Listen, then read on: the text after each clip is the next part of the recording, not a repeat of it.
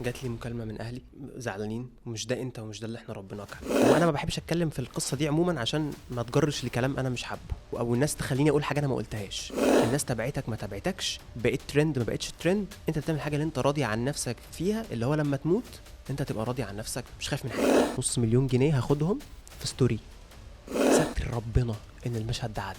المشهد ده نزل على السوشيال ميديا فوق ال 20 مليون فيو على كل المنصات، قلب الدنيا. فتعرضت لأسوأ فترة مرت عليا في حياتي. فانا كنت كل يوم بالليل بقعد اصلي مثلا قيام الليل واقعد اعيط. منتاليتي اللي صلاح اتكلم عنها وتريقوا عليه، كنت انت يسوق لحمدي كممثل مش كتيك توكر وبلوجر. انت بتحب تبقى مثير للجدل؟ حمدي عاشور. حمدي، عايز اعرف منك انت مين، بتعمل ايه، وبتعمله ليه؟ انا بني ادم عادي زي اي حد. بمثل وبقدم محتوى على السوشيال ميديا. بعمله ليه؟ لان دي الحاجه اللي انا بحبها من وانا صغير. اتولدت وانا بحب الموضوع ده والكارير ده، وشايف ان ده دوري في المجتمع، ان انا استخدم موهبتي ان انا اقدم بيها حاجه تفيد الناس وحاجه انا بحبها. طيب خلينا نرجع لانت مين. عايز اعرف البيت، العيلة، النشأة، القصة عاملة ازاي؟ عندك كام سنة؟ انا دلوقتي 23 سنه، هتم ال 24 شهر واحد اللي جاي، برج الجدي. اوكي. انا اتولدت في السعوديه، عشت 10 سنين في السعوديه، ما بين الاحساء وابها ومكه والمدينه. اوكي. وبعد كده نزلت مصر. منين؟ انا من طنطا، نصي من طنطا، والدي من هناك ونصي من المنوفيه. بس انا اتربيت اول ما نزلت مصر وعشت في مصر في المنوفيه مش في طنطا. فتربيتي كلها كانت هناك يعني وفي السعوديه. اوكي. بابايا ومامتي وكده بقى. كله. احكي لي. والدي مهندس كمبيوتر، اوكي. ومامتي مدرسة انجليزي. اخويا خريج تجارة اصغر مني بسنة، وعندي اختي الصغيرة في تالتة اعدادي. حلو جدا. طيب عايز اعرف النشأة دي بتاعت السعودية، إيه القصة عاملة ازاي؟ العشر سنين بتوع السعودية دول عاملين ازاي؟ احلى ايام حياتي، عيشة هادية خالص، مفيش اي مشاكل. آم، انا الاهلي بصراحة عمرهم ما استخسروا فينا حاجة، انا واخواتي ربنا احسن تربية، دخلونا احسن مدارس. يعني انا افتكر كان في ناس حوالينا اهاليهم ممكن ما يدخلوهمش احسن مدارس عشان بيحوشوا بيبنوا بيت في مصر، بيجيبوا عربيات، بيجيبوا معرفش ايه. انا ابويا لا، صرف كل اللي معاه على تعليمه، على تعليمنا يعني انا واخواتي. ويعني عمرهم ما بخلوا علينا في حاجه. فبصراحه كانت عيشه هاديه، كلها عباره عن حفظ قران، حافظ ربع القران. ما شاء الله. وكنت بأذن في الجامع في السعوديه وانا صغير. كانت بصراحه عيشه حلوه جدا، وبيئه حلوه وصالحه، والواحد اتربى مع ناس جيراننا يعني وكنا معاهم. كانت ناس جميلة جدا وصافية بتحب الخير لبعضها. فأول ما نزلت مصر حصل لي كلاش كده وصدمة في كل حاجة بقى، في البني آدمين والمدارس وصحاب اللي معايا في المدرسة وطريقة التعليم. عارف كنت انت عايش في حياة ودنيا هادية والمواضيع كلها جميلة والناس كلها جميلة. جيت هنا، مش قصدي حاجة عشان ما تزعلش، بس مهم. الموضوع هنا كان مختلف بقى. ثقافة مختلفة طبعا، ثقافة بالظبط مختلفة. اه. طيب. جيت مصر في 6 ابتدائي وانا عندي 11 سنة. تمام. وبعد كده؟ جيت بقى دخلت المدرسة، لقيت في حاجة اسمها أنشطة. ده ما كانش موجود عندنا في السعودية. في حاجة اسمها مسرح، وفي حاجة اسمها فرقة الموسيقى، وفي كورة، وبنطلع دوري تبع المدارس وبنطلع. وعايز بقى اتعرف على الناس، ما حدش مديني مساحة من الطلبة اتعرف عليه. انت بقى جاي من السعودية ومش عارف ايه ده، منبوذ بقى، ما تنزلوش يلعب معانا كورة، ما ندخلوش معانا مش عارف ايه. فقعدت اول ترم بحاول اثبت نفسي، بقول انا اهو، واحاول اتصاحب على حد، ونفسي العب معاهم كوره، مش عايزين يلعبوني. يعني نيجي حصه مثلا الالعاب، بنقسم فريق كوره وبتاع، انا اقعد دك ما العبش عشان مش صاحبهم. فقعدت ايه اول ترم كده لحد ما اتصاحبت بقى وحسيت ان الحياه بقت مختلفه خالص، وبدات اكتشف نفسي. يعني خلينا نقول ان دي البدايه الحقيقيه من اول ما نزلت مصر، بدايه اكتشاف نفسك. اكتشفت ان انا بحب المسرح جدا. ما كانش عندنا استاذه مسرح، كان لسه اول ما انا جيت المدرسه، بس كان في مسرح. وانا كنت من عشاق مسرحيات عادل امام. احب اقعد اتفرج بقى على مدرسة المشاغبين وشاهد ما شافش حاجة واتفرج على العيال كبرت والحاجات دي. واتولد جوايا شغف ان انا عايز اشتغل الشغلانة دي، انا عايز امثل. طب اعمل ايه؟ فقعدت بعد ما خلصت 6 ابتدائي في اجازة نص السنة، يبقى اخر السنة، اجازة اخر السنة، جبت مدرسة المشاغبين وكتبت سكريبت جديد ليها. يعني هي نفس القصة ونفس الشخصيات بس سكريبت جديد. تمام. يعني لسان شخصيات جديدة وأحداث مختلفة، لكن هي نفس القصة. ابن المدير والمدرسة بقى مدرس عشان مش معانا مدرسة تمثل وكتبت قصة وسميت المسرحية كريزي بويز، وأنا عايز أعمل دي. فخبطت الباب بتاع أوضة بابا ودخلت عليه، قلت له أنا عايز أمثل. اوكي. فبص لي كده، هتمثل ايه؟ فقلت له انا كتبت مسرحيه وعايز اعملها. تعملها ازاي؟ قلت له هجمع صحابي اللي في المدرسه اللي بيضحكوني، اللي دمهم خفيف في الفصل، وهجمعهم وعايزين نمثل كلنا مع بعض. فدور لي على مسرح او مكان نعمل فيه العرض ده.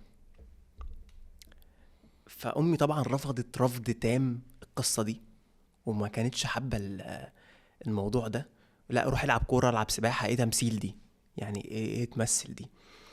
بابايا كان يعني ماشي. بس انا عايز اقول لك ان انا الحاجه دي برضه ما حكيتهاش في اي حته خالص. وانا صغير كنا بننزل مصر في اجازه نص السنه دايما واخر السنه وكده. كان عندي حلم ان انا اخش سينما.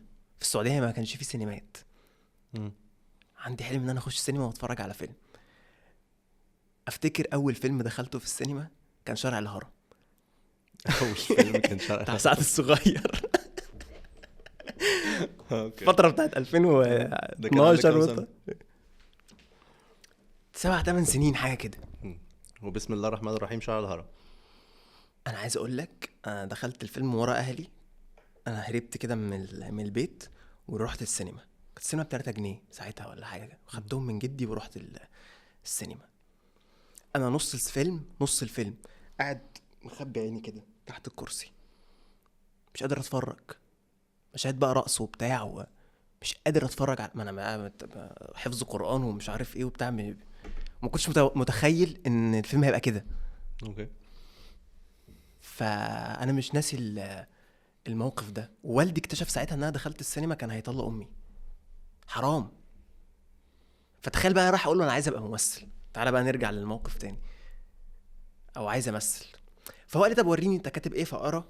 فلقى الموضوع لطيف، فقال حلوه موهبه وتديله جرأة ويطلع على المسرح ويتكلم وهتقوي شخصيته. كان عندك مشاكل في التوقيت دوت مثلا بتتكلمش او كده او منطوي او لا لا لا مفيش مشاكل؟ لا لا. اوكي. جمعت صحابي واجرنا مسرح وعملنا تيكتس، وبدأ كل واحد فينا يبيع لأهله تيكت ب10 جنيه.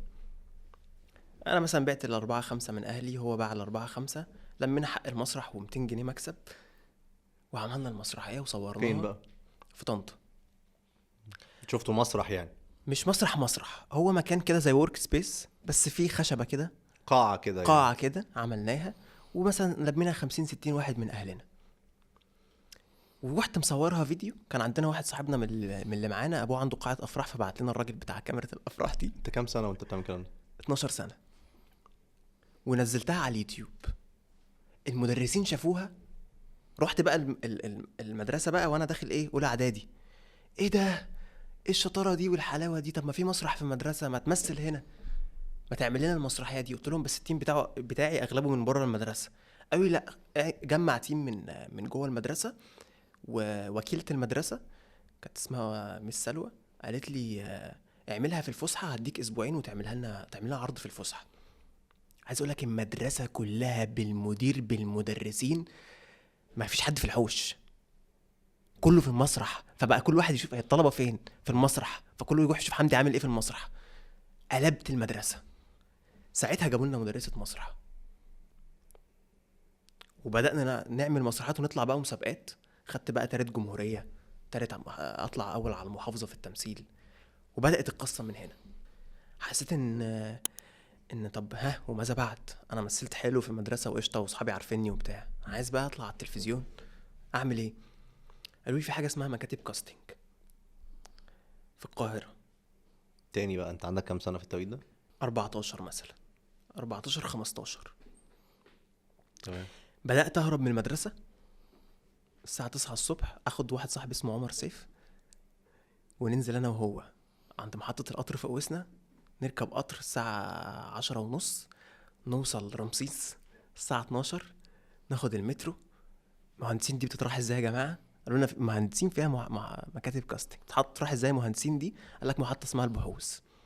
انا بقى في خيالي هنزل البحوث دي هقابل حسين فهمي بقى يعني البحوث دي في دي بعد غمره وبعد الحتت دي. ما اعرفش بقى، هي محطه البحوث. نزلنا آه. فين يا جماعه مكاتب الكاستنج؟ قال لك شارع اسمه شهاب وشارع مش عارف ايه كده. تمام. طب نركب للشوارع دي ازاي؟ ركبنا، نزلنا، لقينا اول مكتب. داخلين اول مكتب، الراجل كده حاطط زي ريد كاربت كده وبتاع، فماشيين عليها. دخلنا، الراجل شافنا، فانا جايب فلاشة معايا حاطط عليها صوري. فايه بتعملوا ايه؟ انا بمثل في المسرح وبتاع، وعايزين نعمل كاستنج. ماشي، قوم اقف، شغل الكاميرا، اسمك ايه، لف يمين لف شمال بتاع، يلا مع السلامه. بس كده؟ قلت له انا عايز امثل انا مش جاي اقف قدام الكاميرا. قال لي لا، ما هو ده اسمه كاستنج، انت اسمها إيه بتعمله. الصور دي لما بيروح الاسم اسمها ايه ايوه زي الليمبي كده وهو واقف إيه؟ في الورق فيش وتشبيه. فيش وتشبيه، بيتعمل لك فيش وتشبيه. سوري، شوف بروفايله. بيشوف شكلك. فقال لي، قلت له لا انا عايز امثل وبتاع. قال لي لا انا مش مكتب كاستنج تمثيل، انا بتاع اعلانات. قلت له ماشي، عايز اطلع في اعلان. قال لي طب بص وريني انت. قلت له انا معايا الفلاشه دي عليها حاجتي. فراح حاطط الفلاشه في الكمبيوتر وفتح الكمبيوتر، بيقول لي شكلك مجنن البنات. كان ساعتها بقى شعر طويل وبتاع. قلت له يعني بتاع. فقال لي بص، في اعلان شوكولاته كورونا الاسبوع الجاي، انا هجيبكم. فانا بقى في خيالي بقى، قلت له هناخد كام؟ اول سؤال قال لي هتاخد كام دي؟ تقريبا 70 جنيه 100 جنيه حاجه كده، وجبه يعني. قلت له ماشي خلاص، رقمي اهو ورقمك وبتاع وانا مستنيك الاسبوع الجاي.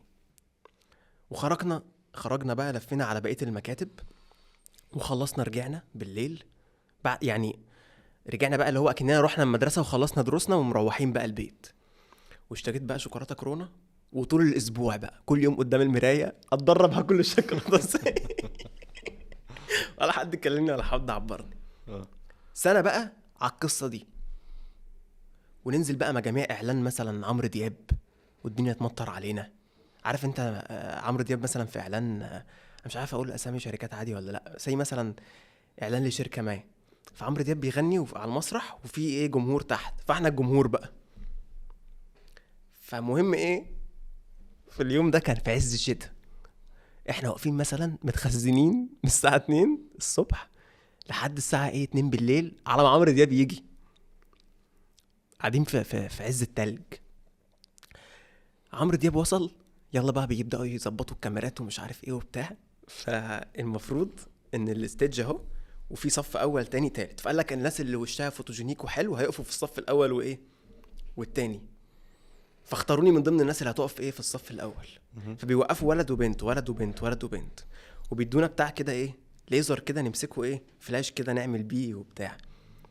فانا ادوني الليزر الفلاش ده، قلت انا لو مسكت الفلاش هيخبي على وشي، الكاميرا مش هتشوفني. مديلي البت ايه اللي واقفه معايا، قلت لها خدي. لا بس امسكه، لا خدي. فخدت الفلاش بقى، انا كده ناصح، الكاميرا هتجيبني كلوز وبتاع باين الاعلان نزل في رمضان، متاخدين لقطه بالدرون نمل واقف عاملين لنا جرافيك وانا مقعد الدنيا كلها تتفرج على الاعلان اللي انا طالع فيه. سنتين كده مش جايبه همها الشغلانه. تعمل ايه يا عم حمدي؟ فقلت ايه، في حاجه اسمها سوشيال ميديا ويوتيوب ما تيجي تعمل فيديوهات. كان عندك كام سنه بقى؟ 16 في الرينج ده. بس كان ليا تجربه قبل كده وانا عندي 12 و13، جربت عملت كام فيديو كده حتى لو كتبت على اليوتيوب هتلاقيهم. بدات اعمل فيديوهات. جمعت بقى 2 من صحابي اللي هم اتصفصفوا بتوع المسرح بقى، اللي اتصفصفوا معايا. احنا كنا 14 واحد، رسيت على 3 هم او 2 اللي بيحاولوا يسعوا في القصه دي. كنت داخل اولى ثانوي، عملت شانل على اليوتيوب، بدأنا نعمل فيديوهات سنة محدش بيتفرج عليها، وتريقة كانت بقى، فيديوهات بتعمل ايه فيها؟ سكتشات كوميدي، مم. برنامج، اي حاجة. المهم ان احنا عايزين ايه؟ نبان يعني، عايز يعني بننوع شويه، نعمل سكتشات وشويه نعمل برنامج كوميدي، اللي هم المهم ان احنا بنمثل في النهايه، يعني كله تحت مظله التمثيل. سنه ونص محدش بيتفرج وتريقه بقى، انت فاكر نفسك عمرو اديب، انت فاكر نفسك ما اعرفش مين، انت فاكر صحابي بقى اللي في المدرسه التانيين، واليوتيوبر راح واليوتيوبر جه و100 مشاهده وبتاع. المهم ايه، صحابي زهقوا وقالوا لي خلاص مش هنكمل يا حمدي، ربنا معاك. رحت مغير الاسم للشانل باسم حمدي عاشور، ما كانتش باسمي. مم. وبص يا عم حمدي، احنا ايه، هتجرب بقى مع نفسك، مش بقى معكش بني ادم، لوحدك بقى خلاص. لوحدك. انا اتعلمت المونتاج لوحدي والتصوير لوحدي، كل حاجه، ما خدتش كورسات في اي حاجه. ودلوقتي اقدر اقول لك ان انا ممكن امنتج افلام في السينما عادي، يعني انا وصلت لمرحله في البريمير ان ده بيتي، واتعرض عليا ده في وقت من الاوقات. فكل حاجه اتعلمتها سيلف ليرنينج مع نفسي. ماشي في الشارع، بخلص لعب كوره وراجع الساعه 1 بالليل، شويه عيال كده بتلعب بقطه كده مبهدلينها وبتاع، فيا ابني عيب، يا ابني حرام اللي انتوا بتعملوه ده. فرح الواد شتمني، فابن خالتي قال لي يا عم ده عيل صغير فكك منه وامشي سيبهم بقى. فوانا ماشي، انت فاكر نفسك مين؟ انت عشان بتعمل فيديوهات ده محدش بيتفرج عليك، انت مش عارف. قاعد بقى الكلام ده وجعني قوي، وازاي اخلي حد يقول عليا كده؟ انا لازم انجح ولازم اتشاف.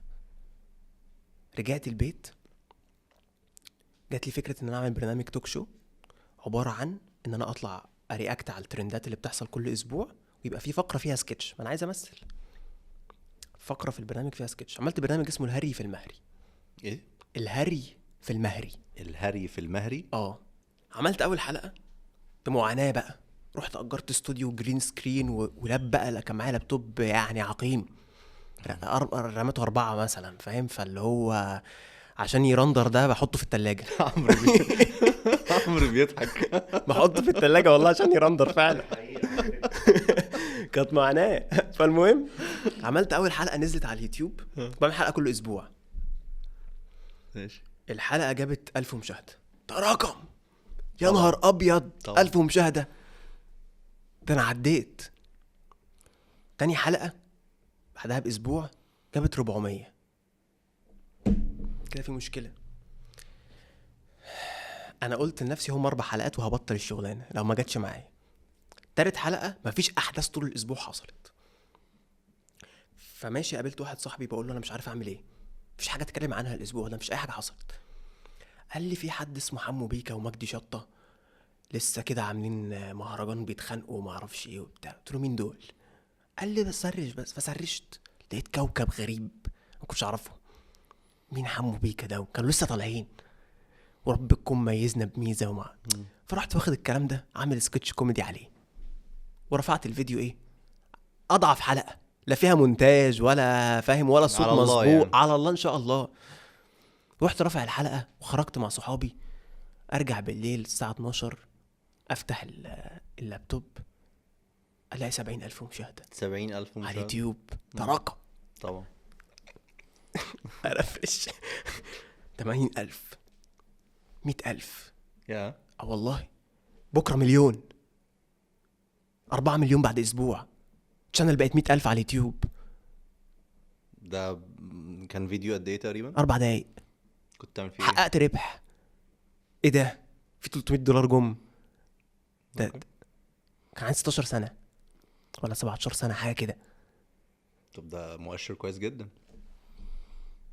اعمل ايه؟ طب ماشي نكمل في البرنامج، بس انا عايز امثل. فبدات يجي ال $300 اللي بيجي له كل شهر او ال $400 اللي بيجي له كل شهر اعمل بيهم فيلم قصير. فبدات عملت فيلم اسمه هاني الملي. اسمه هاني الملي. هاني الملي الملي. ده اول فيلم عملناه، نزل على اليوتيوب 7 مليون فيو. سيد علي استضافنا، كنت انا بقى واكرامي هجرس، وكانت شله كده كلها مشهورين، واحمد حسن وزينب ومش عارف مين ومين ومين. كل واحد فينا عنده ارقام على كنتوا كام سنة في التوقيت ده تقريبا؟ انا انا اصغرهم 17 سنه، هم كبار. مم. انا اتعرفت بقى عليهم، اتشهرت بقى اتعرفت على المشهورين بقى اللي موجودين اللي هو الفيديو بتاع حمو بيكا ده. عملنا الفيلم ده ترند، قلب الدنيا في مصر، لدرجه ان احنا عملنا له عرض خاص في مسرح الهوسبير. انا عايز اقول لك وسط البلد دي يعني كانت الدنيا مقلوبه فيها، وحكومه بقى وقصه، ومن كتر ما احنا يعني جمهور مال المسرح وبره المسرح، جمهور بتاعنا يعني كل واحد فينا يعني. عملنا سينما لوحدنا. حلو جدا. بعد كده اختلفنا مع بعض ما كملناش، فبدات انا اعمل افلام بقى ايه مع نفسي. عملت مش من أفلام دينك، قصيرة برضو. مش من دينك. بعد كده عملت فيلم اسمه براء. بقى اعمل افلام كتير. طب حلو، انا بقى عندي 500,000 على اليوتيوب ولا 600,000 وبعمل افلام والناس بتحبها. يلا بقى عايز اخش الميديا. يعني يجي بقى للترن هنا. اعمل ايه؟ مم. نزلت تاني اكلم مخرجين واروح وبتاع، مفيش. اعمل شريل وابعت وبتاع، مفيش. مش عاجبهم المحتوى ولا لا، مفيش؟ محدش بيرد اصلا. محدش بيرد. محدش بيشوف، ومكاتب الكاستنج ما بتعملكش حاجه. ولا فارق معاهم نجاحك على اليوتيوب، ولا فارق لا معاهم خالص. انت جالي بتعمل اعلان ايه؟ بس مع مخرج اسمه تامر نادي، وده من اهم المخرجين في مصر دلوقتي. يعني تامر نادي بيخرج مسلسلات مهمه دلوقتي، لسه عامل صلة رحم وعامل حاجات مهمه جدا يعني. كان ساعتها بيخرج اعلانات، جالي اعلان معاه. ده الحاجه الوحيده اللي جات لي من مكاتب الكاستنج، بس ما جيش اي حاجه تانية بعد كده. طيب بدات احس ان انا مش عايز اعمل هري في المهري. والافلام القصيره تكلفه الفيلم من 30 ل 50 الف جنيه وقتها. ده كان رقم، يعني الدولار كان ب 15 جنيه، فكان رقم كبير. مبقاش معايا فلوس طبعا. فمش عارف اعمل افلام، ومش عايز اعمل هري في المهري تاني. فقالوا لي في حاجه اسمها تيك توك لسه طالعه، والعيال بتاعه التيك توك اتشهرت عن بتوع اليوتيوب. الناس بتصور معاهم في شارع اكتر، والتيك توك بيوصل لفئه اكبر. ف يلا نعمل تيك توك. عملت اكونت على التيك توك، وخدت الافلام بتاعه اليوتيوب رفعتها على التيك توك، شورت مقاطع صغيره. ضربت بقى عندي 100,000 على التيك توك في اسبوع من افلامي. انا كده معروف. وكلها رياكت على مش رياكت، الافلام نفسها هاني ملي وحاجات دي. ما رفعتش رياكت. انت رفعت الافلام القصيره افلام بس، اللي انت ما انا مش كنت عايز بتعملها. الرياكت. انا مسحت كل الكونتنت ده، شلته من على اليوتيوب، مش عايزه. فمع انه كان ناجح ومتشاف بشكل كويس، كان ممكن يتطور وكل حاجه، بس انا بحب التمثيل اكتر. انا مش عايز ابقى مذيع قوي يعني. المهم بدات اعمل الحاجات دي على التيك توك. ده كان تقريبا بقى وصلت لكام سنه؟ كنت داخل ثالثه ثانوي، يعني تقريبا ايه 16 17 لا 17 18 في الرينج ده. تمام. جالي تكريم في مهرجان اسمه اي جي فاشون ما اعرفش ايه، فنزلت اتكرمت، رحت صابغ شعري وعامل بدله ما اعرفش ايه. رفعت الفيديو 1,000,000 على التيك توك. الكومنتات مين ده وانت فاكر نفسك مين ومش عارف ايه. فطلعت ارد على الكومنتات، اعرفهم بقى انا بعمل افلام على اليوتيوب، بعمل حاجات مهمه. فبقى عندي 500,000 على التيك توك بسبب اللقطه دي. لقطه خلتني 500,000 على التيك توك. نسيت بقى ايه اليوتيوب يوتيوب والتيك توك ما بيجيبش فلوس، فستيل مش عارف ارجع اعمل ايه افلام. جيت في ثالثه ثانوي، ما ذاكرتش كويس، ما اهتمتش بالدراسه. مع اني عايز اقول لك لحد ثالثه اعدادي انا كنت دايما التاني على المدرسه. كنت داخل مدارس ستيم للعلوم والتكنولوجيا، وكنت متفوق جدا دراسيا. بس خلاص قلت لا، انا عايز السكه دي، وما اهتمتش بالدراسه. دي بقى بدايه المشاكل الكبيره جدا بيني وبين اهلي، وبيني وبين مامتي بالذات.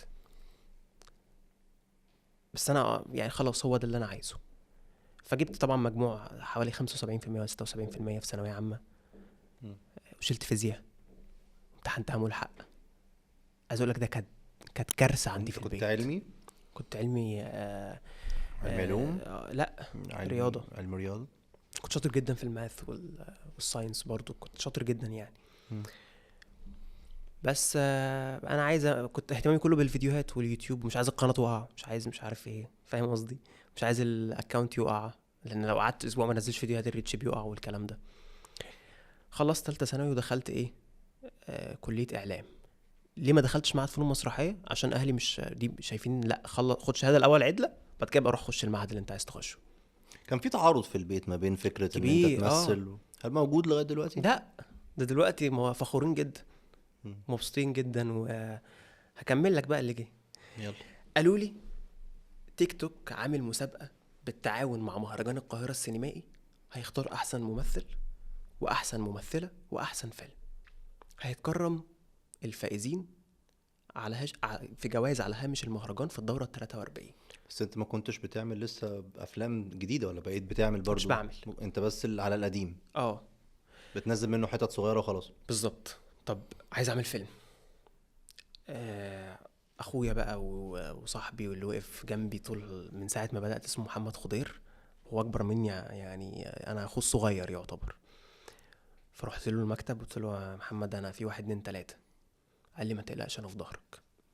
خدني، رحنا المؤلف والشاعر عادل سلامه اللي كاتب اغنيه يا رمان لمحمد منير وكاتب مسرحيات مهمه وبرامج توك شو مهمه وكده.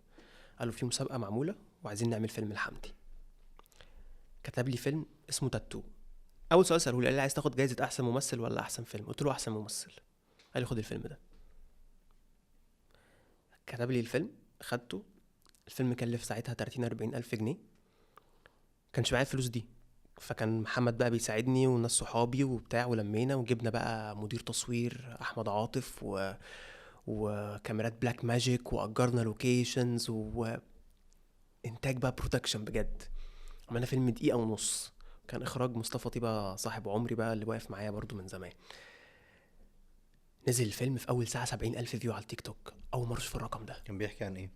كان بيحكي عن، هو لايت كوميدي، ان واحد بيحاول يرضي حبيبته مهما يعمل لها مش هتحبه، يعني مش عاجبها العجب. فخليك على طبيعتك وخليك زي ما انت، تحاولش تصطنع حاجة عشان ترضي اللي قدامك لو بيحبك هيحبك زي ما انت، بس بشكل ده المجمل يعني. بس بشكل لايت كوميدي. والتكلفه دي بالاشخاص دي كلها، كل ده متجمع عشان يعمل 1.5 دقيقة. نزل فوت، تصويتات، يلا يا جماعه خشوا صوتوا لي. لقيت 170 الف صوت. انا مش متخيل ان في 170 الف واحد. انا كان عندي 700 الف فولور. عارف يعني ايه 170 الف واحد يتحركوا ويعملوا لك فوت حقيقيين؟ كنتش متخيل الناس ممكن تكون بتحبني بالشكل ده او عايزاني اكسب، مع ان كان قدامي ناس اعلى مني فولورز كتير واعلى مني شهرة كتير. كسبت الجايزة، رحت اتكرمت في مهرجان القاهرة السينمائي، دار الأوبرا، مسرح، قدامي يسرا وكريم عبد العزيز وكل الناس. وجائزة أحسن ممثل ذهبت للممثل حمدي عاشور عن فيلم تاتو. كله إيه ده؟ كان عندي 19 سنة، اوكي، في أولى جامعة. فطالع على خشبة المسرح، طبعا معرفش أقول إيه طبعا. وانا اصلا ما كنتش اعرف ان انا لما هطلع الكرم هتكلم. انا بحسب هناخد الجايزه وننزل. فلقيت الراجل بيشاور لي على المايك، مش محضر حاجه. احمد حلمي في ظرف طارق. مش محضر اي حاجه خالص. المدرسه اللي بحبها فرحت ماسك المايك كده، فخور جدا ان انا واقف على خشبه مسرح عظيم زي ده. ورحت الجايزه خبطت في المايك، هزت المايك، فانا اتهزت اكتر. فرحت لقيت بقى اروى جوده كانت قصادي، عيني جت في عينيها كده، حبيبتي اهدى. فرحت مثبت المايك واخد نفس. طبعا ده انت لو اتفرجت مش تاخد بالك منه في الفيديو، بس ده احساسي انا بحكي لك بقى سلو موشن يعني في ال 30 ثانيه دول. رحت قال له بشكر جمهوري واهلي وبهدي الجايزه دي لامي. بدايه الصلح بيني وبين امي. رضيت عنك يعني؟ بقيت فرحانه جدا. طب حلو جدا، وشايفاك بقى بتحقق حاجه. خيالي بقى ايه بقى؟ انا بتكرم في مهرجان القاهره، يبقى هنزل من المهرجان هلاقي تامر مرسي بقى بيكلمني وبتاع، خلاص بقى انا نجم. والانترفيوز بقى هتيجي وبتاع، وانا لسه على DMC ومش عارف ايه. عايز اقول لك وانا في المهرجان محفظتي ضاعت مني، اتسرقت، الباور بانك راح مني، وتليفوناتي فصلت، ومش معايا جنيه اروح بيه. وواقف الناس بتصور معايا وعايز استلف من حد 200 جنيه اروح بيهم. والله العظيم. فقابلت مين بقى؟ عمران الحلاق اللي بيحلق لي. قابلته بالصدفه كان في المهرجان مع ممثل ما يعني كان معاه. فقلت له عمران معاك 200 جنيه؟ فقال لي، قلت له ما مش عارف محفظتي راحت فين.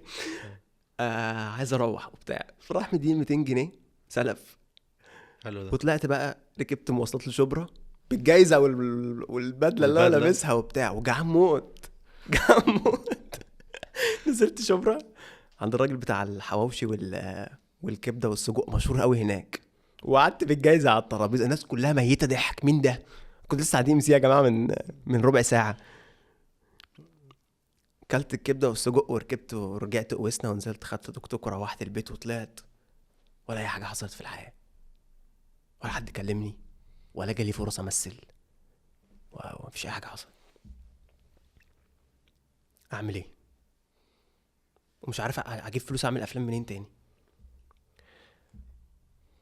بقلب في الانستجرام لقيت بنت بعتالي: ازيك يا حمدي، ايه الاخبار، عامل ايه وبتاع.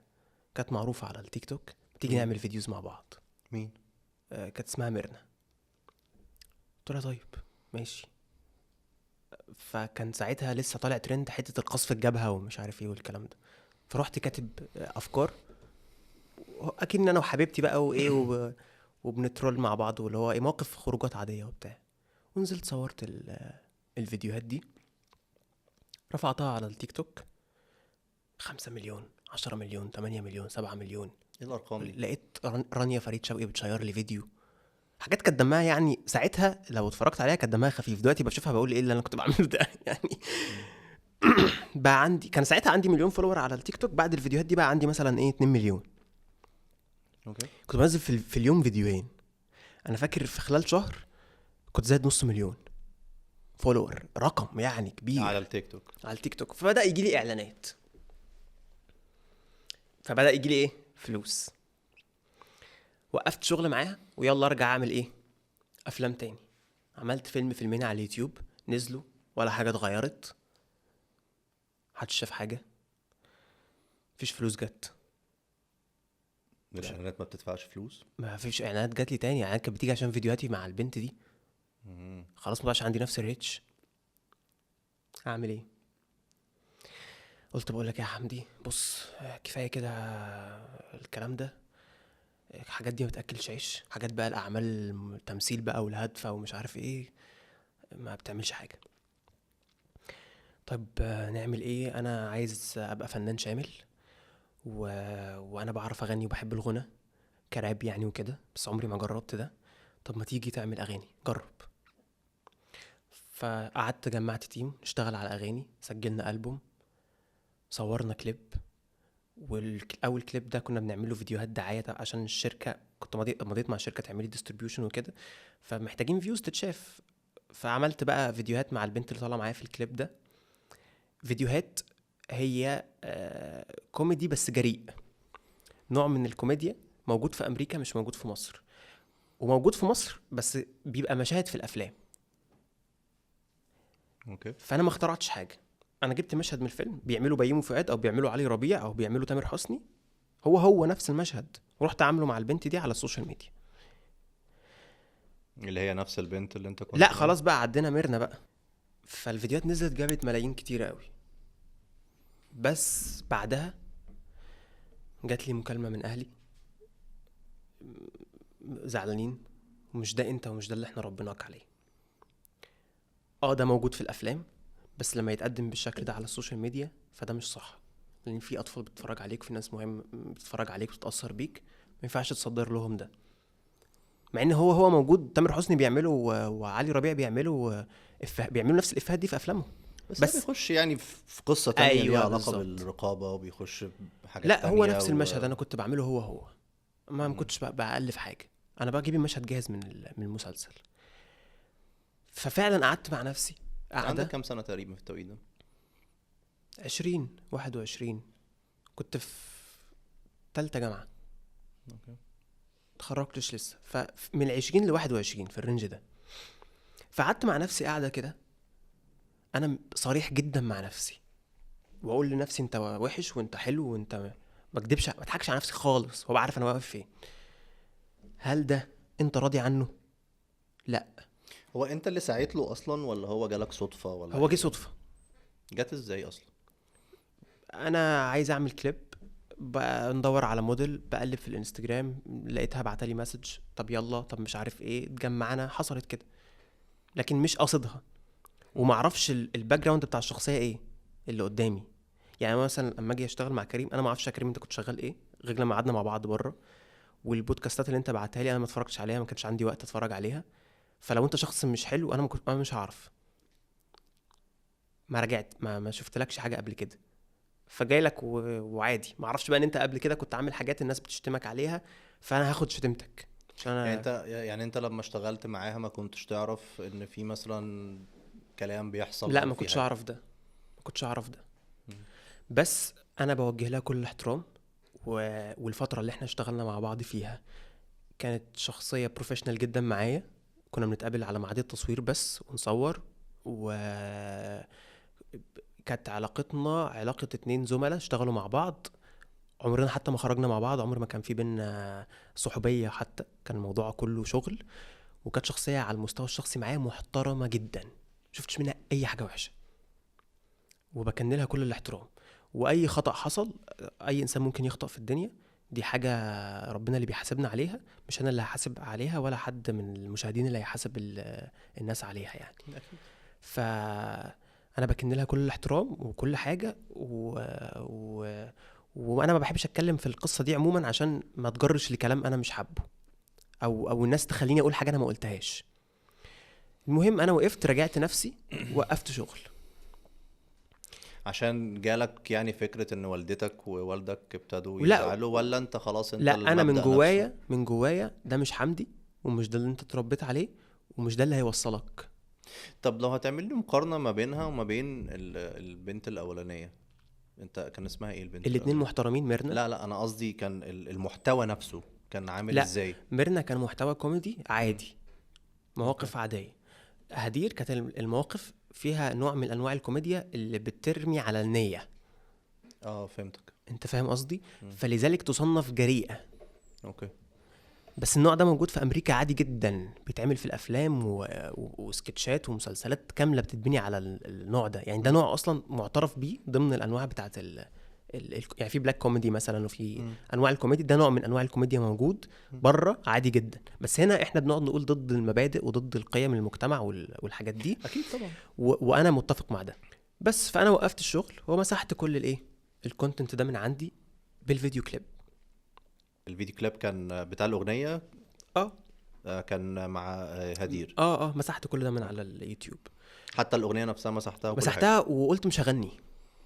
مم. يعني كنت مسجل 6 اغاني تانيين ما نزلتهمش ولا صورتهم. مم. قلت يا عم حمدي، انت بتحب التمثيل، ركز فيه، اعمل حاجه اللي انت تتوافق معاك واللي انت بتحبها واللي انت شايف انها صح انها تتقدم الناس تتفرج عليها. وصلت ما وصلتش، الناس تبعتك ما تبعتكش، بقيت ترند ما بقيتش ترند، انت بتعمل حاجه اللي انت راضي عن نفسك فيها، اللي هو لما تموت انت تبقى راضي عن نفسك، مش خايف من حاجه. ولما تكبر وتخلف ويبقى عندك أسرة وبيت وتناسب ناس تتشرف بيك، ما تبقاش مكسوفة من ان انت بتعمل حاجة مش كويسة. هل ده بقى مبدأ عام بقى خلاص، ولا اه مبدأ مبني على أشخاص يعني؟ ولا هو لا لا أنا لا لا مثلا في أشخاص هينفع معاهم أعمل نفس المحتوى، لا أشخاص مش لا هينفع، ولا هو المحتوى نفسه، لا خلاص، انا ده، الفكرة نفسها بتاعت المحتوى ده اللي عمري بالشكل ده؟ لا مش هقدم ده تاني نهائي عمري. الفكرة دي اللي هي زي اللي موجود بره في أمريكا أو في أوروبا أو لا الكلام ده، مش لا شبهي، مش مش شبهنا. انا، مش انا هقدم اللي انا حاسس بيه.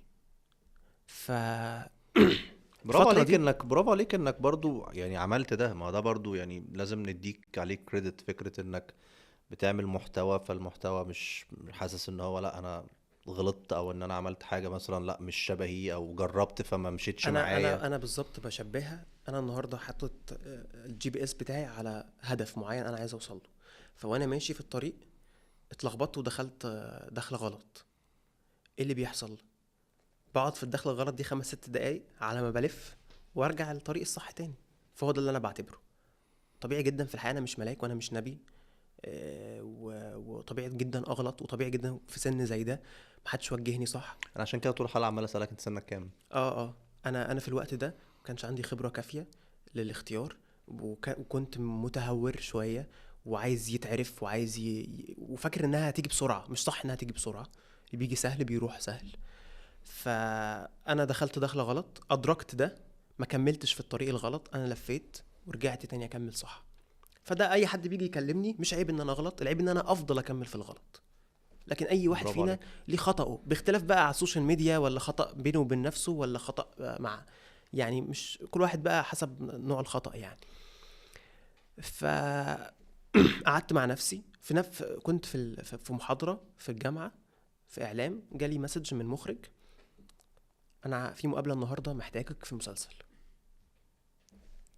سبت المحاضرة وجريت. طرت على المهندسين على طول، وصلت المكتب، دخلت، احنا بنحضر مسلسل بطولة أستاذة بشرى، بيحكي عن 1 2 3، اطلع دلوقتي على شركة الإنتاج امضي.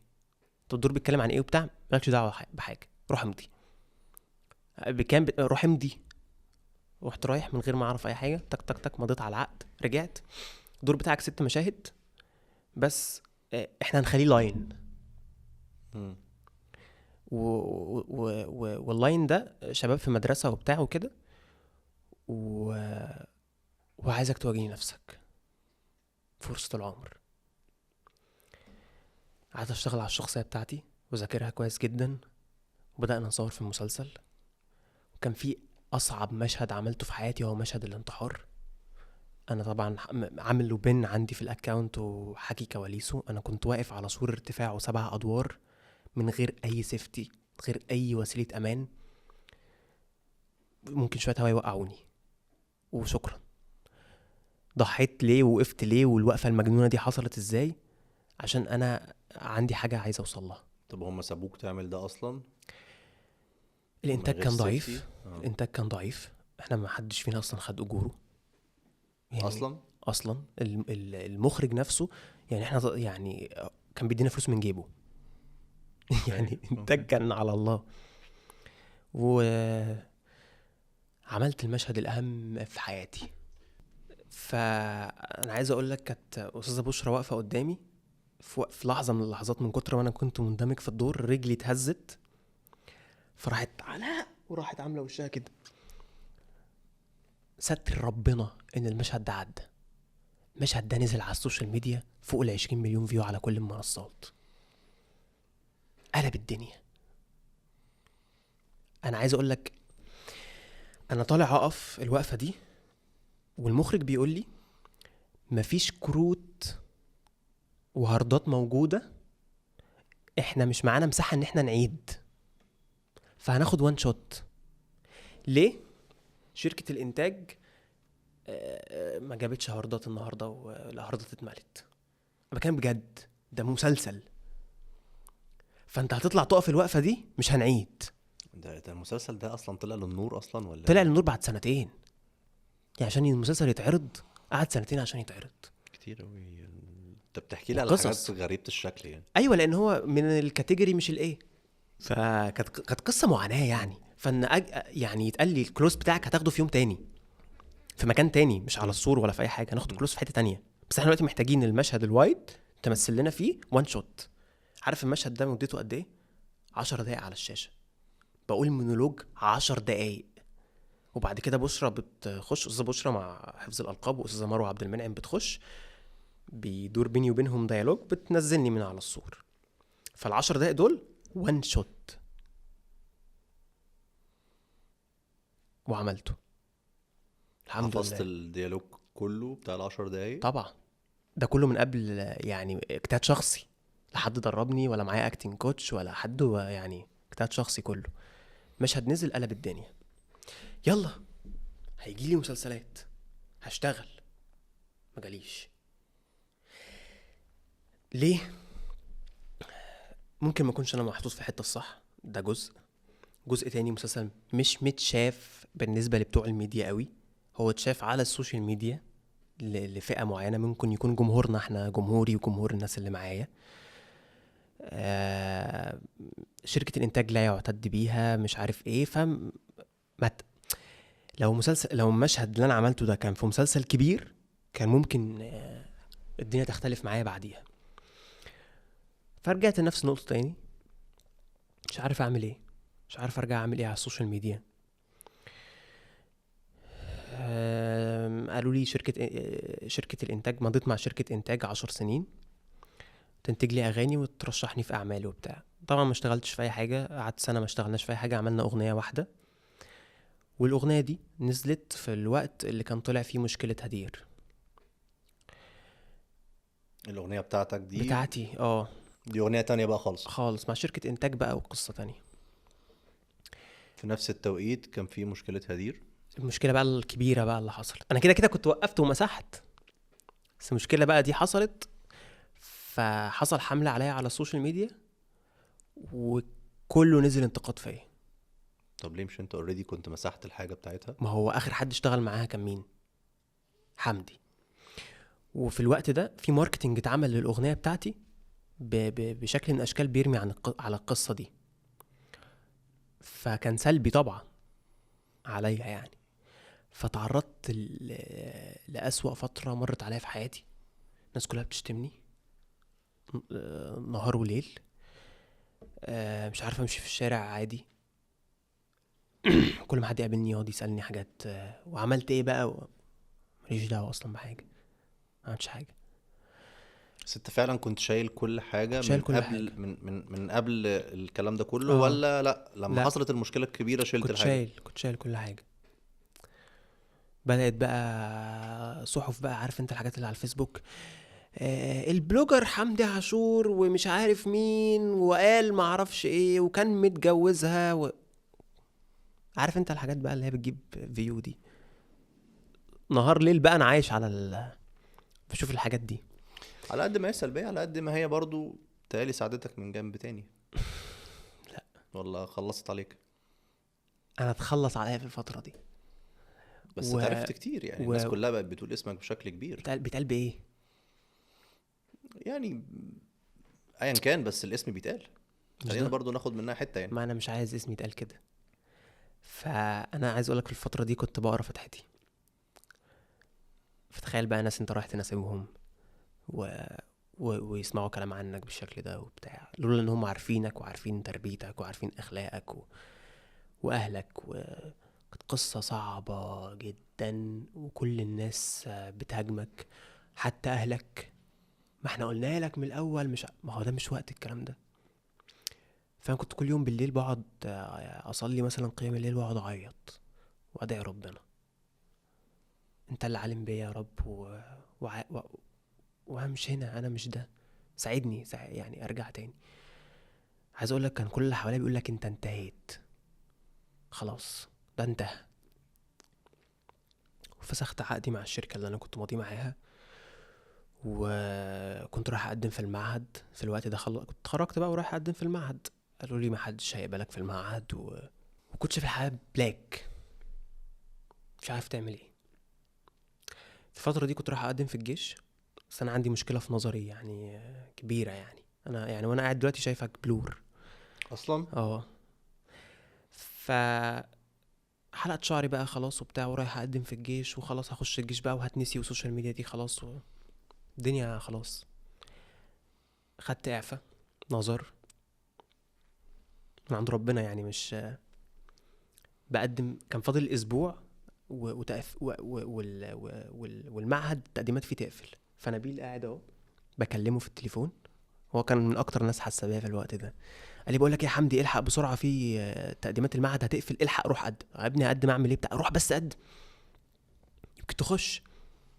فرحت قدمت في معهد فنون مسرحيه في القاهره، وقدمت في اسكندريه، وقدمت في اداب قسم مسرح.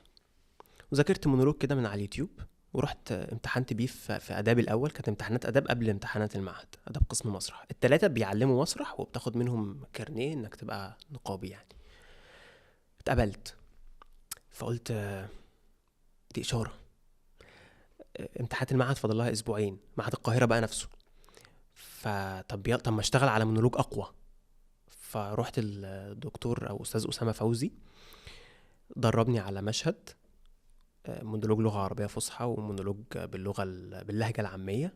ورحت قدمت في المعهد، عديت اول اختبار. كنا كويس. مثلا 1000 واحد بيقدم، مثلا بياخدوا 200. حلو بعد جدا. كده ال 200 بيخشوا اختبارات تانية يتصفصفوا ل 30 40. اتقبلت حلو جدا. كده عند ربنا. فحسيت ان ربنا بيفهم، طبطب عليك. يلا انت دلوقتي في سنه كام؟ تانية. كام ده السنة اللي فاتت. يلا نبدأ بداية جديدة. عديت أول ترم في المعهد واختفيت من على السوشيال ميديا خالص. ذاكرت كويس جدا وعلاقتي بقت كويسه بالدكاتره كويس جدا، وعديت اول ترم ونفسيتي هديت خلاص. بقيت قادر ان انا ابدا ايه، افكر يلا هنعمل ايه في اللي جاي. دي بقى نقطه التحول المكان اللي انا فيه النهارده ده بسبب الوقت ده. اشتغلت هنا على نفسي، هنا منتاليتي اللي صلاح اتكلم عنها وتريقوا عليه. قعدت اقرا كتب واسمع لناس تتكلم على ازاي اطور ده، وازاي افكر صح، وازاي اشتغل على حسيت ان نفسي. المعهد اداك فرصة تانية ان انت اه تغير من المنظور بتاع كل شيء؟ وتعلمت وفرق معايا. انا موهوب، ولكن الدراسة بتثقل الموهبة، والدراسة وتوجيهات الدكاترة والاساتذة انت بتبقاش شايف نفسك انت شغال، هم بينوروا جواك حاجات. أكيد. الممثل ده شخص عنده ادوات، ازاي تعرف تستخدم ادواتك؟ النهارده انا هديك سكينه وحله وطماطم وبتاع، بس مش عارف تقطع ازاي ومش عارف تحطهم ازاي، وبتعمل ده كده بشكل عشوائي. المعهد بقى هو بيعلمك تستخدم ادواتك ازاي، وبيبدا يخليك تشتغل على ادوار. احنا مثلا بندرس المسرح اليوناني والنيو كلاسيك، وبنعمل حاجات تاريخيه، وبنعمل الحاجات دي بتبدا تطور الموهبه اللي عندك، تخلي الاي كيو يشتغل بشكل تفرق مختلف معاك شوية. جدا. من الدكاتره برضو اللي فرقوا معايا جدا دكتور علاء قوقة، كان بيشتغل معانا في ماده اسمها حرفيه الممثل. اشتغل معانا كل الشغل ازاي تشغل ده. قال لك البني ادم ما بيشغلش 1% من قوه عقله، ازاي نشغل ده. فكنا بنعمل تمارين، بتعمل مثلا بنقول مونولوج، انا بمثل معاك بمونولوج، وايدي بتعمل حاجه تانية ورجلي بتعمل حاجه تانية عكس بعض. فعندك فصلك اليمين ده مسؤول عن جزء، وده مسؤول عن جزء، وده مسؤول عن انت بتشغل. كنا بنخرج من المحاضره دي عقلك تعب، يعني دماغك مصدعه من التعب، انت جهاد ذهني مش طبيعي طبعا.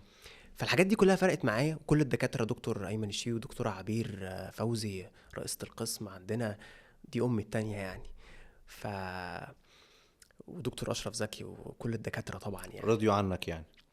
علاقتي بيهم كويسه جدا يعني. يلا بقى نرجع. انا عندي سوشيال ميديا وعندي جمهور نسيني، عايز ارجع افكر الجمهور، وعايز ابدا احط بلان للي جاي هيبقى عامل ازاي. يلا نبدا بدايه من الصفر. كل اللي فات مسحته، كل الفيديوهات، كله، كل حاجة. كل حاجه. سبت المسلسل بس، مشاهدي بتاعت المسلسل وحاجات بسيطه كده اللي انا كنت الافلام اللي انا بحبها القديمه اللي انا عملتها، لكن مسحت كل حاجه من على السوشيال ميديا. حتى عندي على الانستجرام تخش تلاقي الاكونت ما فيهوش حاجات كتير مع اني قديم، بس انا شلت كل حاجه. يلا بدايه جديده، اللي فات ده خلاص احنا اتعلمنا منه، يلا نشوف هنشتغل ازاي مع بعض. طيب اول حاجه انا محتاج ان انا اشتغل على عقليتي، ده عملته. طب عايز اشتغل على نفسي واشتغل على الشكل اللي هظهر بيه وهقدم ايه. قعدت مع بي ارز، منهم ساره، منهم كذا حد، اتكلمت معاهم نوروا لي حاجات. فبدات اشتغل على البيرسونال براندنج بتاعي، شكلي، لبسي، طريقه ظهوري عامله ازاي.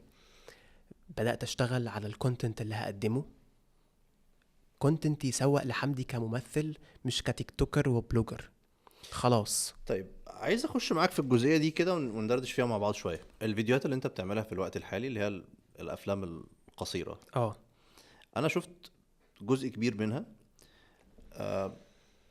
وعندي يعني اسئلة. انت بتحب تبقى مثير للجدل خالص. امال قول لي. هقول لك، الكونتنت اللي انا بقدمه الفتره دي هو كونتنت بيناقش قضايا اجتماعيه احنا عايشينها. ماشي. القضايا دي عليها جدل فكري، تمام. طبقه بتختلف وطبقه بتتفق، وناس شايفه ده صح وناس شايفه ده مش صح. فهو الفيديو اللي انا بقدمه بيعمل نوع من اثاره الجدل الفكري، بيخلي الناس تتناقش في الموضوع. انت عملت لام شمسية وعملت لا لام شمسية ده مسلسل سوري، عملت شات جي بي تي، اه ده فيلم قصير. وعملت في واحد تاني بتاع هقول استاذ لك، علاء مرسي.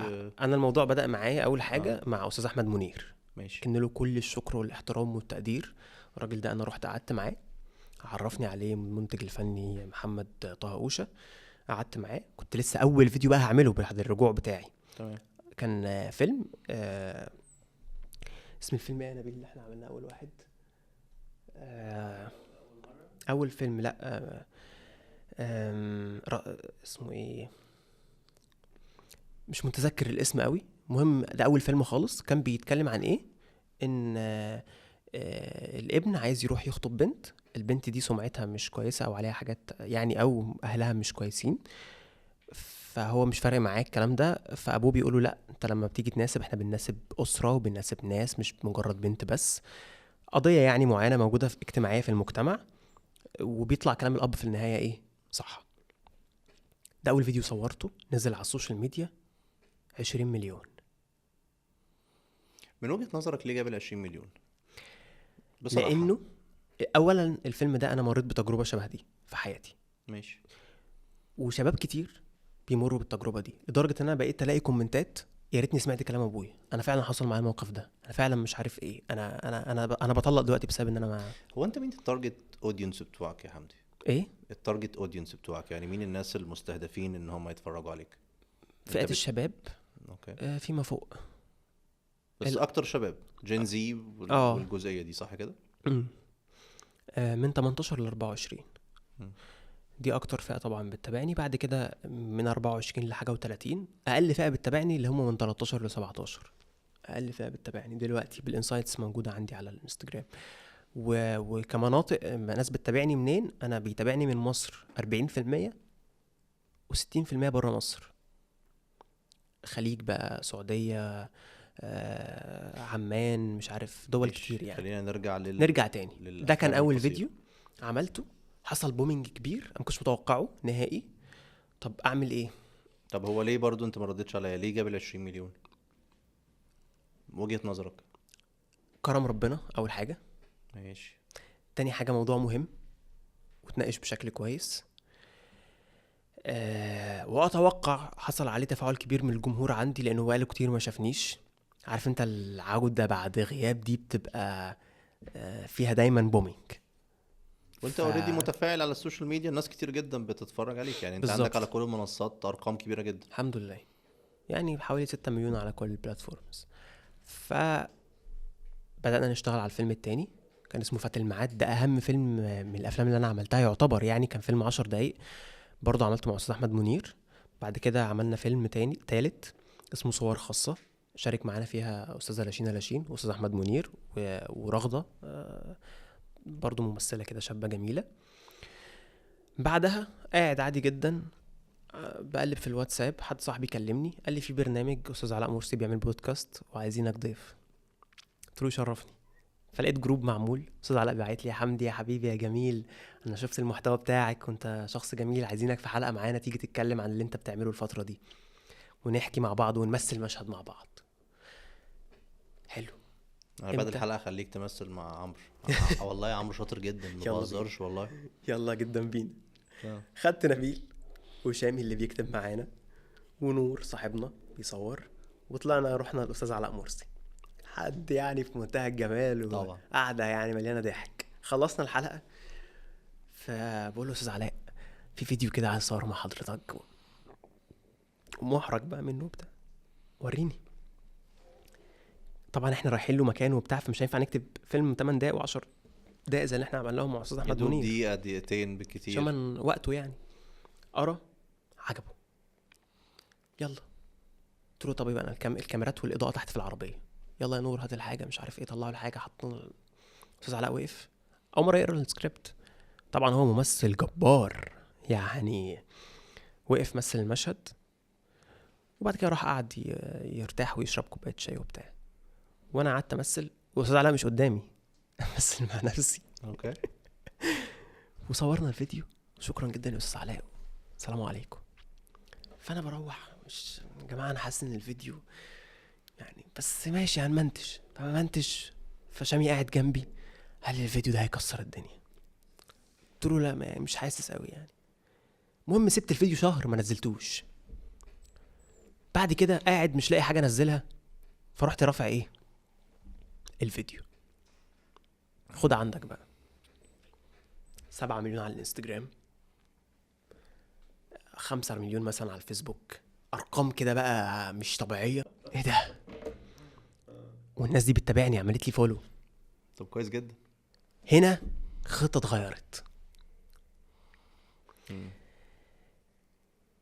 الكونتنت ده جاب لي، هو لمس حاجة موجودة وفي دقيقة ونص سريع وحطك في حتة حلوة، في ناس مهمة بتتابعك، خطوة جاية بحساب. لان انا هو ده على فكرة من اكتر الفيديوهات اللي شدتني ان انا اصلا اتفرج عليك، يعني ده اللي عدى قدامي اصلا. ما هو اكيد مفيش حد بيفتحش انستجرام في مصر الفيديو ده ما عداش عليه. هو الفيديو ده عدى عليا فعلا. اقصد يعني على هو مرسي. اصلا مستخدمين انستجرام في مصر ممكن يبقوا 20 مليون، او فلما 7 مليون يشوفوا بتتكلم في رقم يعني. يعني بتاع 30% تقريبا. فمفيش حد بيفتح انستجرام ما عداش عليه الفيديو ده. فالمهم الناس المهمه اللي بتتابعني دي لازم اخلي بالي جدا واشوف هقدم ايه الفتره الجايه. فقعدنا قلنا يلا يا جماعه نشتغل على الافكار اللي تناقش القضايا اللي احنا بنعيشها في دقيقه ونص او دقيقتين ماكسيمم، ما نعديش التلاتة. مم. ونبدا نجيب معانا فنانين ضيوف شرف. ده كان اصعب شيء لان خلاص انا شافتني مع ممثل، فانا عايز افضل اتشاف كده. ماشي. الفيديو اللي بعده كان ايه؟ الفيديو اللي بعده كتبنا فيديو عن مشكله شات جي بي تي. مم. ان للاسف دلوقتي كان مين الممثلين اللي معاك الاول؟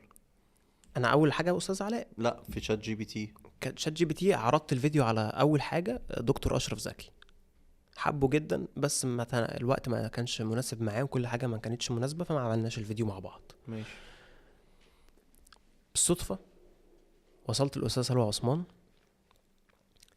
فكلمتها، شافت الفيديو بتاع استاذ علاء عجبها جدا، قالت لي ما انا مبسوطه جدا بيك وحلو جدا اللي انت بتقدمه، ويشرفني يا حبيبي واقف جنبك واساعدك. ايه الحب والجمال وصفاء النيه، وانها عايزه تساعدك وتكلم لك مخرجين وتعرفك على ناس وعجبها جدا اللي انت بتقدمه. قالت لي ده ما بقاش موجود، احنا الاعمال اللي احنا بنعملها في الدراما ما بقاش بتقال فيها الكلام اللي انت بتقوله ده. فانا كنت بعت لها سكريبتين تختار منهم واحد، قالت لي انا عايز اعمل معاك الاثنين. فبقيت انا لو سمعتك الريكورد انا مش مستوعب انها بتقول لي عايزه تعمل معايا طب الفيديوهين. احكي لي قصة الفيديوهين، كان ايه اول فيديو الثيم بتاعه ايه؟ بين طالب والدكتوره بتاعته. ده الشات جي بي تي؟ مم. احنا للاسف طلبه كلهم بقوا بيعتمدوا على تشات جي بي تي بشكل يعني يكاد يكون 100% في معلوماته، وده شيء طبعا مش صح. ومش بس كده كمان، ده في ناس بقت تتكلم عليه وتحكي له مشاكلها وتاخد منه حلول وتدخله في علاقتهم الشخصيه ما بينهم وبين صحابهم واهلهم. ومواقف شخصيه شفتها يعني لناس فعلا كده، يعني متخانق مع مراته وبيسال شات جي بي تي يعمل ايه، وواحده متخانقه مع صاحبتها وبيحكموا شات جي بي تي مين فيهم الصح ومين الغلط. ده حقيقي بكلمك بجد والله ما بهزرش، وناس كبيره. وبقى الموضوع مرعب. مم. فاللي هو لا احنا لازم نناقش دي كانت فكره شامي بصراحه. شامي هو اللي طلع الموضوع ده ولازم نناقش القصه دي. طب عملناها بين طالب والدكتوره بتاعته. بيخش عليها دكتور كنت عايز اتكلم مع حضرتك عن اللي ذكرتيه في المحاضره، واننا كمصريين مش امتداد للحضاره الفرعونيه القديمه او الحضاره المصريه القديمه. يعني جبت معلوماتك منين؟ شات جي بي تي. سالته قال لي ان في دراسات بتقول ان ده مش صح. كمان في نظريه اسمها الافروسنتريك بتقول ان اصلنا عرق افريقي، وهو مقتنع تماما بده. هو فبتقول مقتنع له عشان شات جي بي تي قال له كده. فبتقول له هو شات جي بي تي كان عايش هنا، شاف النيل وهو بيعلم جدتك الزراعه، حضر بنى الاهرامات من 7000 سنه. فبتبدا النقاش جدلي بقى بيدور ما بينهم فكري في الموضوع. فبتقول له انا مش مصدقه ان الجيل اللي جاي هيبقى بيعتمد على حاجه زي كده. بيقول لها وايه المشكله ما دام هيدينا الاجابه المنطقيه اللي ترضينا. وفعلا شات جي بي تي بيعمل ان هو يرضيك، وهو سلاح من الاسلحه الموجهه تخرب الجيل زي السوشيال ميديا، سلاح ذو حدين. وطبعا احنا عندنا هنا بنستخدمها بشكل سلبي يعني بالاغلب. فهي كلها حاجات عشان تدمر الجيل اللي جاي، يطلع جيل بلا فكر بلا وعي بلا هدف، ما عندوش هدف في الحياه. فبيقولوا ايه المشكله ما دام هيدينا الاجابه المنطقيه اللي ترضينا. ده غير انه بقى اكتر حد بيحس بينا وعنده حلول لكل مشاكلنا، وعمره في يوم ما هيجي يعايرنا باللي بنقوله او يحكم علينا مهما كان سؤالنا حساس او جدلي. ودي اكبر مشكله. الناس بقت تعتمد انها تكلم شات جي بي تي وتحكي له. انا لما اجي احكي لكريم، كريم انا عملت 1 2 3 4، كريم هياخد عني طابع وهيحكم عليا جواه حتى لو مش هيقول لي ده. شات جي بي تي عمره ما بيحكم عليك، عمره يقول لك انت وحش، عمره ما يقول لك انت انت بوزي، ولا انت مش عارف ايه، ولا انت متنمر، ولا مش هيقول لك ده نهائي. فمهما حكيت له انت عملت ايه، او حكيت له عن حاجات، عمره ما هيحكم عليك زي البني ادم. لانه في الاخر بيحاول يرضيك. بالظبط. ففيديو مهم جدا. الفيديو التاني كان بيناقش فكرة الفترة الأخيرة في ابلكيشنات طلعت للمراهنات وللتداول والنصب والقصص دي، وناس كتير خسرت فلوسها، وناس كتير دخلت في الإدمان ده، وده إدمان فعلا بيخش في السحلة دي ما بيخرجش منها. وعامل كبير من اللي دخل الناس في القصة دي الانفلونسر اللي بيعلن عن ده. وللأسف عندنا انفلونسرز كتير مشهورين عملوا الإعلانات دي مقابل المادي، عشان بيجي لهم مقابل مادي كبير. انا واحد من الناس اتعرض عليا $10,000 مقابل ستوري لابلكيشن من الابلكيشنات دي. يعني كان في نص مليون جنيه، نص مليون جنيه هاخدهم في ستوري. وانت الاودينس بتوعك مادة خام. طبعا. 18 سنة ل 24 سنة مادة انا خام عايز اقول يعني. لك انا شفت المسج كده بالظبط، فصاحبي قاعد جنبي فبيبص لي كده بيقول لي استنى بس، من غير ما يقول لي استنى نفكر، انا رفضت. مم. قلت له انا هعمل فيديو عن القصه دي، واستاذ سلوى عملته معايا في فيديو برضو من الفيديوهات المهمه جدا. ان انت دورك كمؤثر مش مجرد واحد تطلع تتكلم وخلاص، مش مجرد واحد تطلع تقول للناس اعملوا مش عارف ايه عشان قرشين لا، انت هتتحاسب على الناس اللي بتتفرج عليك دي. ودي مسؤولية كبيرة من عند ربنا. الشهرة دي مسؤولية كبيرة. مش هل انت في الفيديوهات بتاعتك بتخلي بالك من الجزئية دي، انك ما تكسرش حواجز ان الناس تخش تجرب اللي انت بتعمله لا، هو الموضوع اصلا عندي عمره ما يودي الناس تروح تجرب، لان الشخصية السلبية هو الشخص اللي بيعمل الشيء الغلط ده. هو اصلا من البداية المشاهد وهو بيتفرج بيبقى عارف ان ده غلط، و... و... وبتوصل له المسج. يعني انا بشوف ناس والله مسجات بتتبعت لي احنا فعلا يعني ده اتغير في حياتنا بسببك، وكون في حاجات اتصلحت. يعني بشوف الحاجات دي، ودي مسؤولية كبيرة برضو يعني الواحد بيتحط فيها يعني.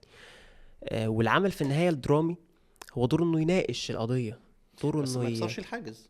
ما يكسوش. لان انا برضو مش هطلع حاجة سلبية، مش بمعنى مش هعمل فعل يعني يخلي الناس تروح تقلده. ده اللي انا بس اقصده. انا بوصل المسج. يعني هو داخل يتكلم مع الدكتور، هو اتكلم مع مامته وهو بادئ يعمل الستوري، فبتقول له ايه ده، لكن ما بقولش الناس روحوا اعملوا ده. كان في بس فيديو تاني برضو، حد كان بيخش الحمام وحد تاني بره كان بيحط لا، ده روج فيلم قديم من الافلام اللي انا عملتها زمان. اه. لا، انا شفت يعني الفيلم ده ده مش برضو. ده كان اسمه رسول البيت. كان مم. بيناقش قصة التليفونات. مم. اب جاله سرطان، مم. ووالدتهم متوفية، وخلاص هو مفيش اي يعني علاج ليه او اي حاجة.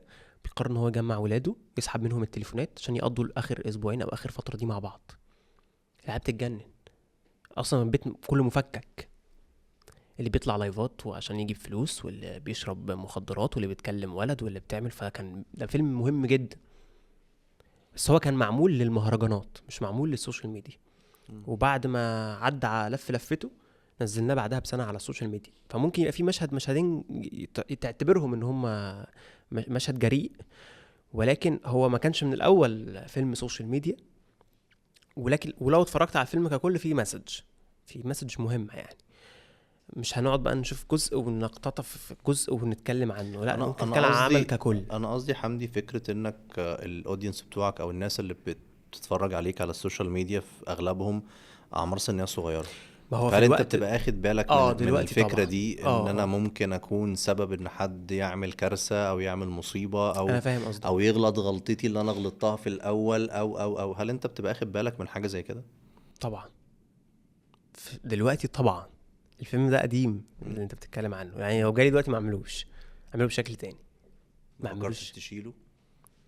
لا، فكرتش اشيله. بعدها عملنا، كلمت استاذه مروه عبد المنعم، وعملنا فكره بتتكلم بتناقش قصه الستريكس. لو عندك اخت صغيره او اخ صغير او كده، الجيل الجديد ده اللي هو سناب شات. اه بقيت كارثة. انا عايز اقول لك، في مره كنت بتخانق انا وماما في البيت عادي يعني، فلقيت اختي مصورانا ستريك وبعتها لاصحابها. من هنا جه الفيديو. طبعا كانت فكره نبيل، يعني نبيل هو اللي طلع الفكره، بعد كده قعدنا نتناقش مع بعض. احنا فيها في بلكونه كده بنقعد فيها في البيت عندي انا وهو وشامي، نقعد بقى نتخانق. والفيديو ده عشان يتكتب الدقيقتين اللي انت بتشوفهم دول صعبين جدا. نتخانق وده يقول لا كده وده يقول مش عارف ايه ووجهات نظر وكل ده عشان في الاخر يطلع المنتج الدقيقتين ده. هتقول لي ازاي؟ المنتج الدقيقتين ده اصعب بكتير من المنتج الساعة او الفيلم اه الساعة او طبعا العشر دقايق. طبعا.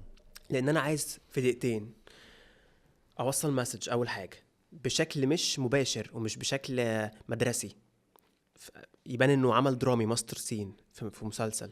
في خلال المشهد ده انت تفهم تاريخ شخصية كل واحد، وتفهم علاقتهم ببعض ايه، وتفهم المشكلة فين، ودوافع كل شخصية ايه، والحل ايه. قول لي ده في دقيقتين. لو في اكيد 10 طبعا صعب. دقايق او في ساعة انت هتقعد عندك تفرش. المساحه طبعا. انما عندك في المساحه. دقيقتين ده صعب جدا، ومش عايزه يكون مبتذل، مش عايزه يكون رخيص، اللي هو انت ما عملتش كذا لا اعمل كذا، اللي هو جو المدرسي ده. لا انت فعلا انت عايز تجيبه في جو الدرامي. بالظبط. وده اللي خلى الممثلين يوافقوا ان هم يجوا يشاركوا، وده اللي خلى فئة كبيرة من المنتجين والممثلين اللي انا لسه بقول لك اساميهم يخشوا يتابعوك ويتفرجوا على اللي انت بتقدمه، لان هم حسوا ان ده فعلا مسلسل. انت تلات ارباع الكومنتس عندنا هو المشهد ده مسلسل ايه، مسلسل ايه يا جماعه، مسلسل ايه. فكله فاكر انه مسلسل، محدش عارف ان ده فيديو سوشيال ميديا. او فيلم قصير. بالظبط. فعملنا بقى الفكره دي مع استاذه مروه عبد المنعم، ومشارك معانا خديجه من البنات الصغيرين القمر الممثلين الشاطرين جدا، وعملنا الفيديو نزل كسر الدنيا. ودلوقتي بنحضر افكار جديده، بنخاطب ممثلين. طبعا في ناس بنبعت لهم بيوافقوا، في ناس ما بيوافقوش، وفي ناس ما بيشوفوش المسج، وفي ناس بيشوفوا. عمرو والله العظيم شاطر، اقسم بالله عمرو شاطر قوي والله العظيم. خلاص ممثل عبقري. نعمل مع بعض حاجه ان شاء الله. حمدي انا بجد مبسوط جدا من المقابله دي. ربنا يخليك. اظن ان هي هتتكرر. لان في كلام لسه ما قلتوش. لا هتتكرر تاني ان شاء الله. بس هتتكرر وانت اظن في ليفل مختلف باذن الله. يتمنى ان الحلقه دي تفرق معاك بشكل كبير وتفرق معانا احنا كمان بشكل كبير. عندي نصيحه اخ كبير دايما، حط لنفسك لاين تمشي عليه ما تطلعش منه. حاول دايما تفتكر الاخطاء اللي انت كنت فيها، ما تحاولش ترجع لها تاني. انت حد موهوب، عندك اودينس بشكل كبير جدا، عندك ارقام مرعبه جدا، الناس بتتفرج عليك. خلي بالك ما تنامش بالليل وانت عندك شك 1% ان ممكن حد يتأثر باللي انت بتعمله في اتجاه غلط، او اتجاه مش صح، او اتجاه مش مظبوط، او اتجاه يروح في حتة بعيدة مش هتقدر ترجعه لانك مش هتبقى عارف. فدي نصيحتي ليك كأخ كبير. المنتج اللي انت بتقدمه حلو جدا، بس دايما خلي بالك ان حد ممكن يتأثر. اكيد. دي نصيحة اخ كبير.